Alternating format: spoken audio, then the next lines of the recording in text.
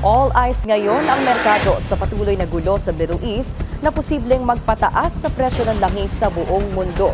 Ang tanong, gaano kalaking epekto nito sa supply at presyo? Alamin natin sa Agenda Weekend Report ni Vivian Sulit.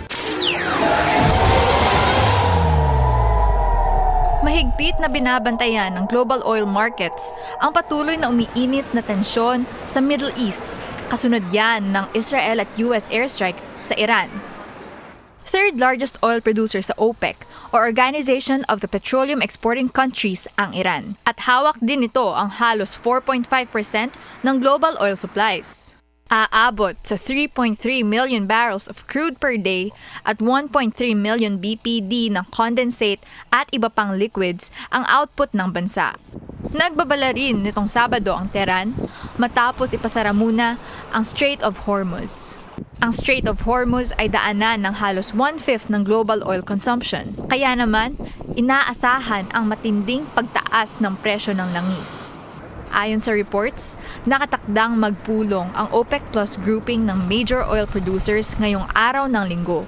Posible sa pag-uusapan ng grupo ang larger-than-planned output increase dahil karamihan sa tanker owners, oil majors at trading houses ay nagsuspinde na ng energy shipments sa strait. Pinaplano umano ang modest increase na 137,000 barrels per day in oil output para sa buwan ng Abril. Paghahanda na rin daw ito sa karaniwang demand tuwing tag-init. Naobserbahan na ang pagtaas ng presyo ng langis sa pagpasok ng 2026 dahil ito sa uncertainties mula sa geopolitical tension sa Iran at US ayon sa market experts. Nitong Biyernes, bago ang US at Israel airstrikes, umabot na sa $73 ang isang barrel, pinakamataas na naitala mula July. Para sa Agenda Weekend, Vivian Sulit, Billionaire News Channel.